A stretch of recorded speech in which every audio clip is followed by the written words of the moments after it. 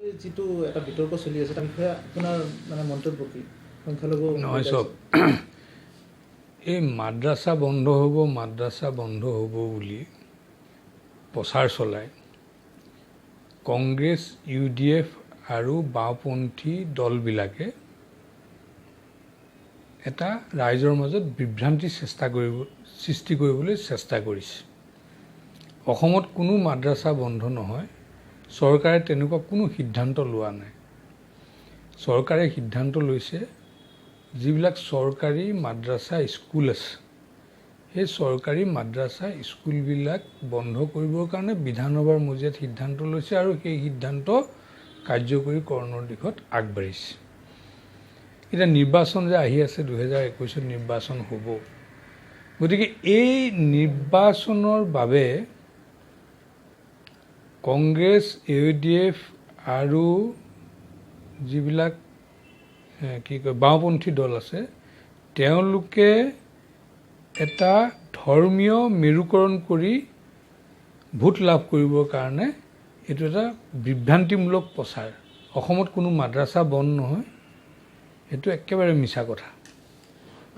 আৰু এটা বিতৰ্ক চলি আছে মোগলক লৈ কেনে, যে মোগল কোন আমাৰ ধৰি লওক এইটো এটা লৈ কেনে এটা বিতৰ্ক চলি এইটো মাননীয় মুখ্যমন্ত্ৰী সৰ্বানন্দ সোণোৱাল ডাঙৰীয়াই যিটো মোগল কথাটো কৈছে তাকো আচলতে বেলেগ ৰূপ দিবলৈ চেষ্টা কৰা হৈছে। মোগল মানেতো মুছলমান নহয়। এতিয়া শৰাইঘাটৰ যিখন যুদ্ধ হৈছিলে তাত মোগলৰ সেনাপতি কোন আছিল? ৰামসিংহ আছিল। আৰু লাচিত বৰফুকনৰ লগত কোন আছিল? বাঘ হাজৰিকা আছিল। অসমৰ হিন্দু মুছলমান সকলো একত্ৰিত হৈ মোগলৰ বিৰুদ্ধে যুদ্ধ দিছে।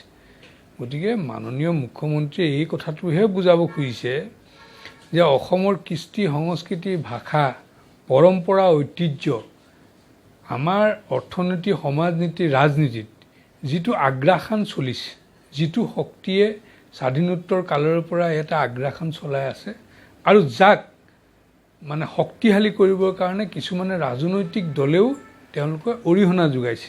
গতিকে এই সকলোখিনিকে সামৰিহে মুখ্যমন্ত্ৰী ডাঙৰীয়াই মোগল বুলি কৈছে। মোগলৰ ভিতৰত প্ৰফুল্ল মহন্তও পৰিব, তৰুণ গগৈ পৰিব, গৌৰৱ গগৈও পৰিব, এই ৰকিবুল হুছেইনো পৰিব, বদৰুদ্দিনো পৰিব, বা হীৰেণ গোহাঁইও পৰিব, বা অখিল গগৈও পৰিব। গতিকে মোগল মানে হ'ল সেইটো। কিন্তু আজি ধৰক আমি মোগলৰ বিৰুদ্ধে মানে এই অপশক্তি অসমীয়া জাতিৰ যিখিনি ভাষা কৃষ্টি সংস্কৃতিৰ যিখিনি শত্ৰু সেইখিনিৰ বিৰুদ্ধে ভাৰতীয় জনতা পাৰ্টি শাসনত নাথাকোঁতেও আমি যুদ্ধ দি আছোঁ, শাসনত থাকিও এতিয়া যুদ্ধ দি আছোঁ, আৰু ভৱিষ্যতৰ দিনতো এই মোগলৰ বিৰুদ্ধে আমি কিন্তু যুঁজি যাম।